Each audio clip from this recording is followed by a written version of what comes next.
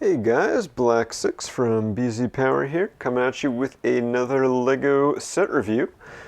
Still on the Star Wars train here, except this time we have got a Microfighters set, namely 75298 AT-AT versus Tauntaun Microfighters.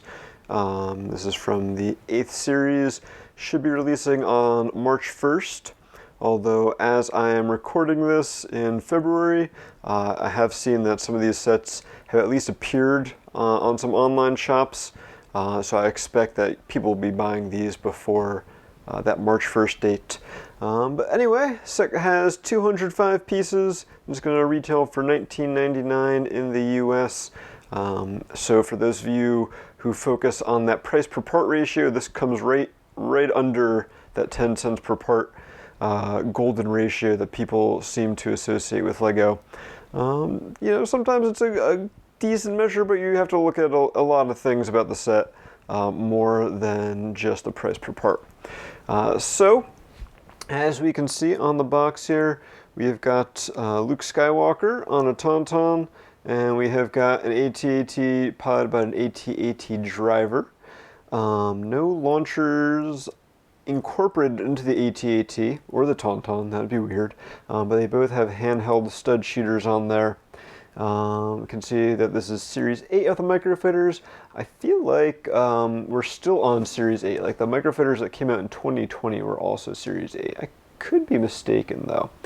On the back of the box here, we can see we've got the pilots, I guess, pilot rider out of their respective Microfighters. Feels kind of weird to call the Tauntaun a Microfighter.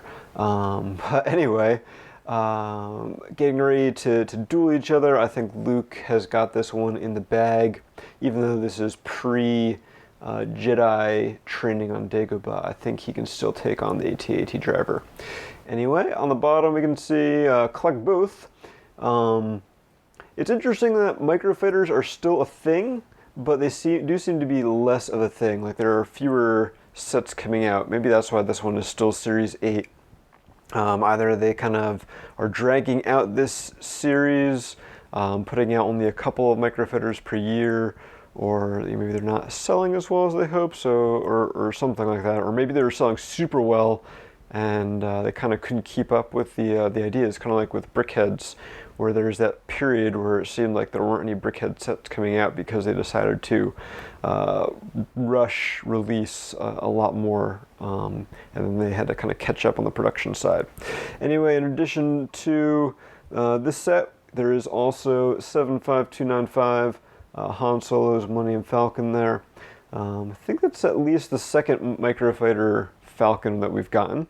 And last but not least, in the bottom right, you can build together. So there are going to be 2 instruction manuals in this set, so you and someone else could each build one of these if you want. I'm greedy, I don't like to share, so I'm going to be building both of these. And I guess last thing to note, on the top of the box, we've got Luke Skywalker in a 1-to-1 image there. All right, let's open up the box and see what we've got inside.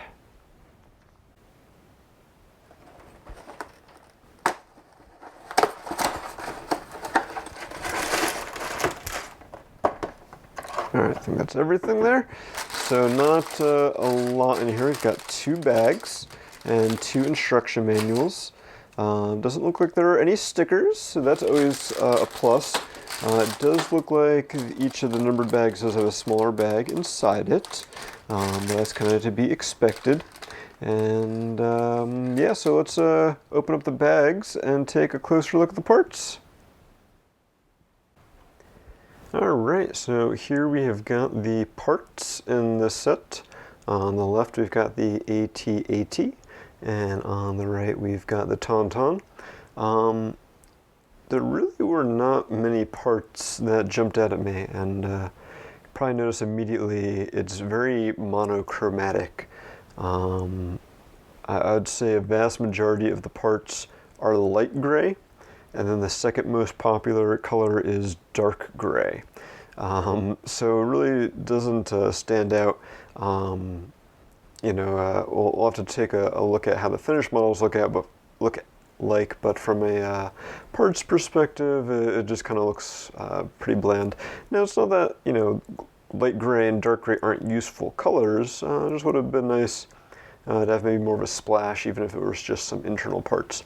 There were only two pieces really that stood out to me, and those were the printed elements. So on the AT-AT, we've got this 1x2 cheese slope.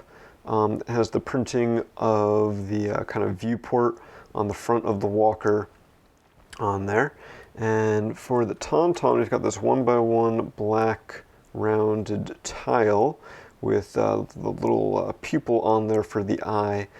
Different from the Brickhead's eye tiles, so it kind of stands out a little bit. I'm not sure if this design has been used in others. I think it probably has. In fact, I think it was used in the Bantha Microfighter that we got previously.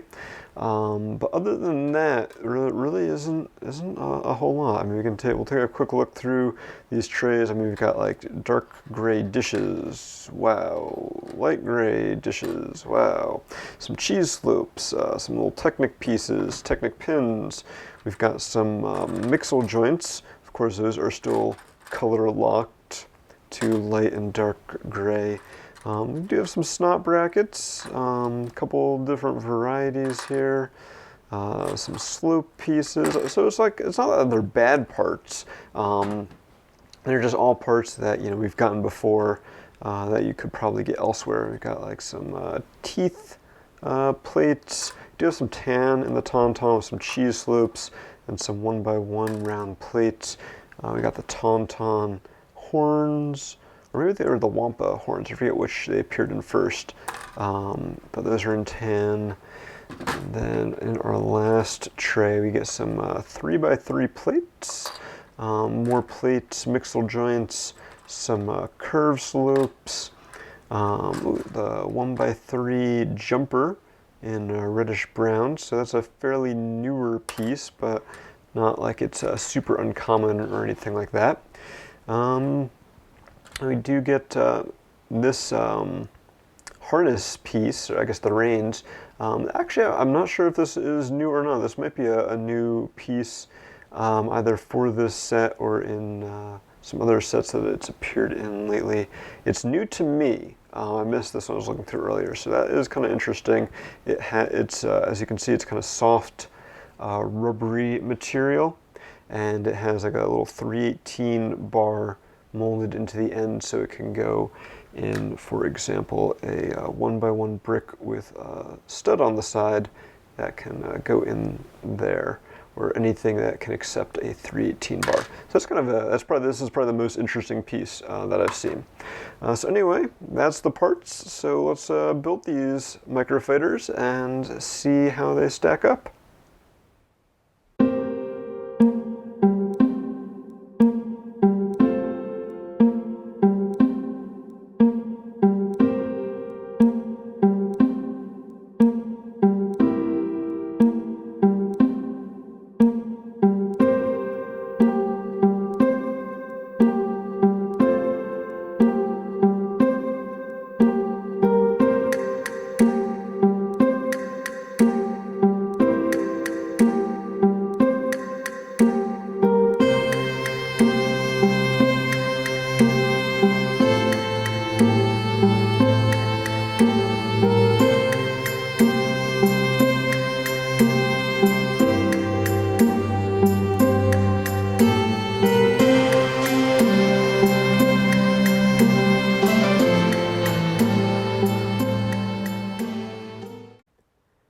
Alright, and here we've got the final sets. Took quite a bit more to assemble than our Resistance X-Wing that we recently did a review of, even though both these sets cost the same amount, but obviously very, very different targets. The X-Wing was more for kids just getting into Lego, and this is a bit more of an advanced set, even if it is still kind of in that impulse buy little set category. So starting off, we've got our AT-AT. We'll take a look at our AT-AT driver minifig. He's got his stud shooter, get rid of that. He's got his quadnoculars, get rid of that. Yeah, generally just a plain AT-AT driver, nothing too exciting. I don't think I've got any of the recent AT-AT sets to know how he compares, but he uses the normal TIE Fighter pilot helmet, just in light gray with some nice printing on it. Although it does look like that black stripe down the center is a little off center and a bit curved. That's kind of odd there. Removing the helmet, he does have a face under there. I'm pretty sure it's the same or similar face that's been used in most stormtroopers and other Imperial baddies for a while. Some nice printing on the chest there. No double-sided head. Does have a little bit of printing on the back. And the reason for no double-sided head is this helmet still reveals the bottom part of the head here. They've yet to fix that. I guess, it does take a lot to make a new mold, so I guess that makes sense. Anyway, we've got the AT-AT. Definitely captures the look. Using the mixel joints, it allows the head to move quite a bit side to side, and a little bit, quite a bit up and down as well, so pretty good range of motion there. It's got all of the right numbers of blasters on the front. I missed the printed cheese slope, the second printed cheese slope with the control panel, but that is not really a new design there. Lots of snot work on the sides, back, and pretty much everywhere. There's lots of snot brackets included here, and then a little bit of Technic on the legs. The legs do have a fairly limited range of motion as far as how far out they go. They can go in a bit, so I guess it can give you like a little bit of posing there. But not a whole lot. That's probably so, when you have the legs out and you push down on it, the legs don't just kind of like splay out completely and it doesn't fall over, so it's more of a stability thing. But overall, I think it captures the look of the AT-AT pretty decently. Then we've got the Tauntaun with Luke Skywalker. So here he is. He's got his stud shooter. He's got his nice Hoth outfit on with some printing on the front there. He's got the same helmet that most Hoth troopers have been using. If you're not familiar with it, the goggles are a separate piece that you can also snap on up above. So you can wear the helmet and you can actually see his face. So that's kind of a nice advantage there. You can see he's got a smiley face there, has some nice printing on the back, and he actually does have a second face with a more serious expression there. So pretty good minifigure. And then as far as the Tauntaun, you can see that it has his lightsaber clipped to one side. I'll take that out just for clarity. And he also has his own pair of binoculars on the other. Less posability in the Tauntaun. The tail is on a mixel joint, so it can kind of move a little bit side to side, a little bit up and down. The legs are completely fixed in place. The hands use these 1x1 plates with little bars on them, so they can kind of go up and down. But the head is completely static, so not really a whole lot of movement on the Tauntaun. Uses that 1x3 jumper to allow Luke to sit on there. I do like the detail on here, especially the feet. The feet were a pretty fun build with some, again, more snot action. The fact that the whole thing is based on a 3x3 plate, essentially, so it is an odd number of studs wide. That's always nice to see when LEGO does that. Kind of makes for some nice dimensions, some interesting build techniques in order to achieve that odd number, where LEGO normally prefers to have everything in even proportions. So talking a little bit about the set from a Star Wars perspective, seems kind of like an odd choice because as far as I remember, they didn't really use the Tauntauns during the actual Battle of Hoth. Or if they did, they never really stood up any chance against the AT-ATs. So it's kind of an odd combination there. But they already have made a snowspeeder microfighter.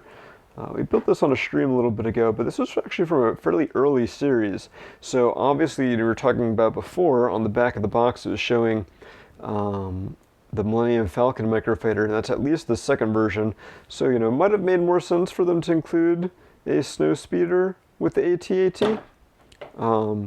So that, because those, that's kind of what everyone associates with the Battle of Hoth in The Empire Strikes Back is, the snowspeeders with the tow cables wrapping them around the legs of the AT-AT.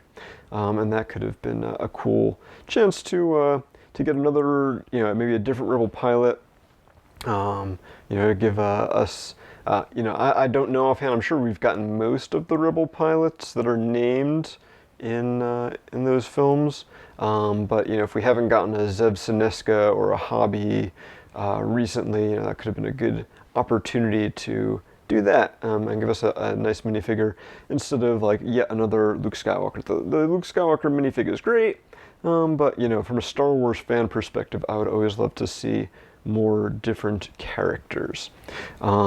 So Snowspeeder's not included in this set. And then continuing that train of thought, though, it would have made more sense to have the Tauntaun with a Wampa from the opening of the film, where the Wampa ambushes Luke on the Tauntaun. That could have been it would have been a really interesting Microfighters set that contains two creatures. That could have been a cool idea. That would have gotten two sets for you, Lego. See, you can send me the check in the mail for these brilliant ideas I'm giving you. It is what it is. I think they work because they are both in the same film, in the same general part of the movie. So it's not like the end of the world. But from a Star Wars nitpicking fan perspective, I would have preferred AT-AT and Snowspeeder and Tauntaun and Wampa. That doesn't detract from the builds or anything or the parts. Just me being a nerd.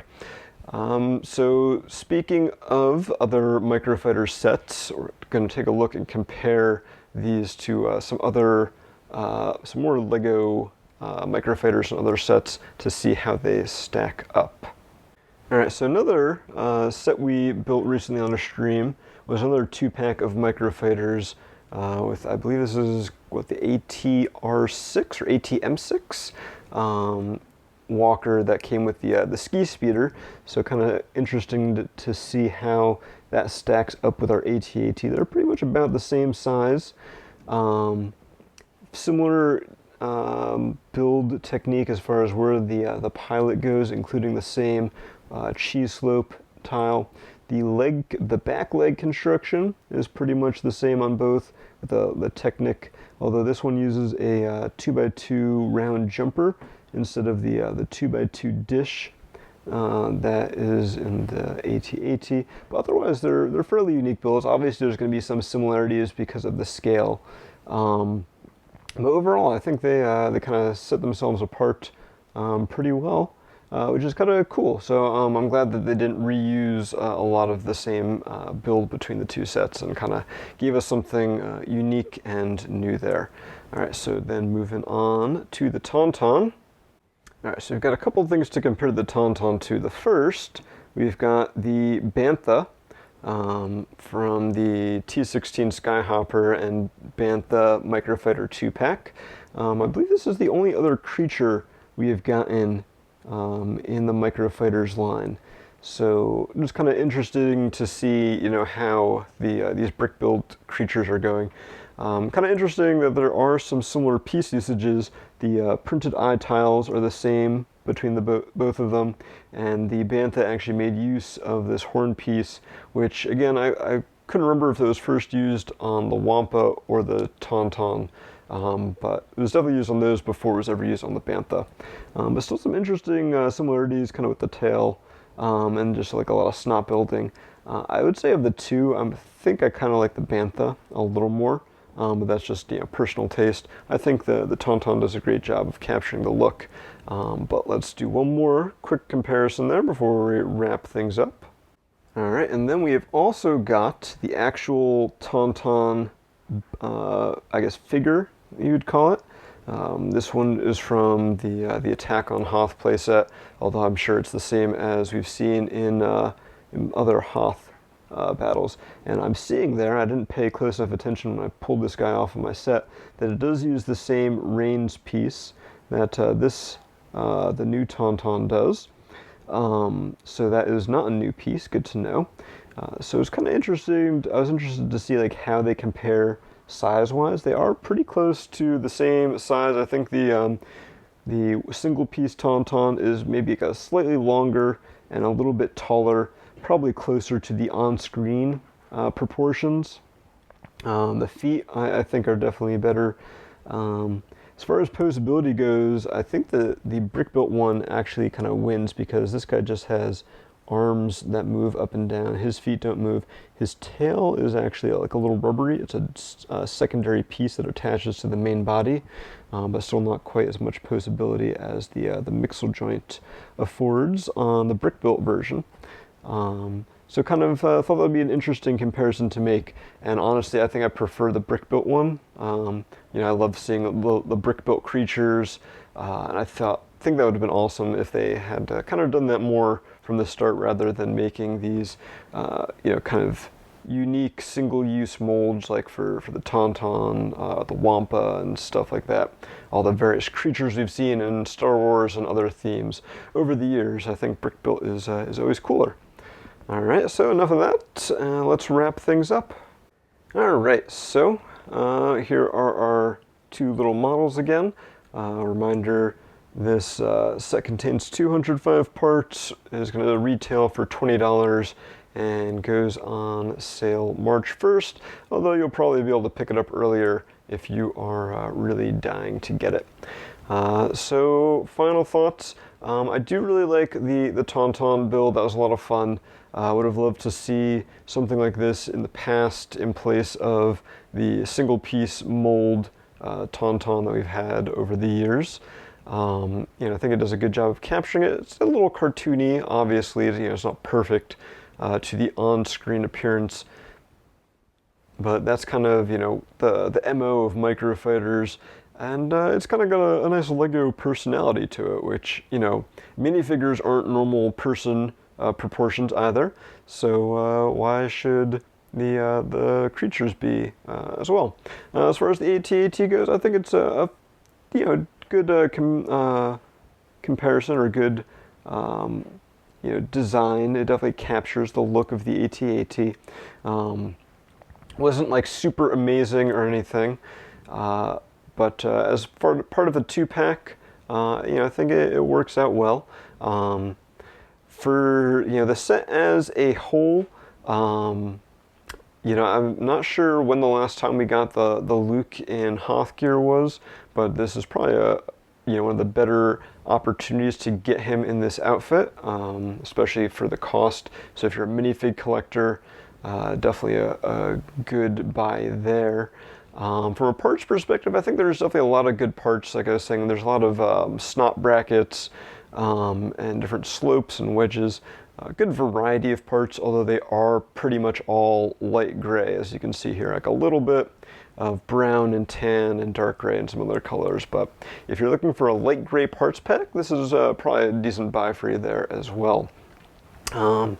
So yeah, it's definitely depends on what you're looking for in a set. If you're a Star Wars fan and looking for a new little set to adorn your desk, not a bad buy, but not a must buy either. You know, it's, you know, kind of middle of the road. If you like it, you're not going to be disappointed.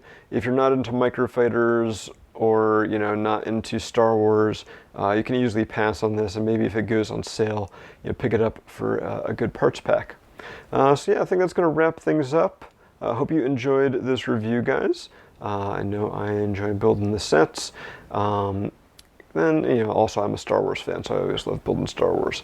So if you enjoy the review, feel free to like and subscribe on our YouTube channel. You can head on over to BZPower.info to read the full text review. That link will be in the description. Check out our other reviews that we've got going up on the channel as well. This is the second Star Wars review I've done recently. I know we've got some Ninjago ones that we've been working on, and also we're going to have some ones from some other themes coming up as well, so keep your eyes peeled for those. And I've got at least one more Star Wars set to review as well, and that is going to be a bit of a bigger one. So I'm looking forward to that and taking that one on. So again, thanks for watching.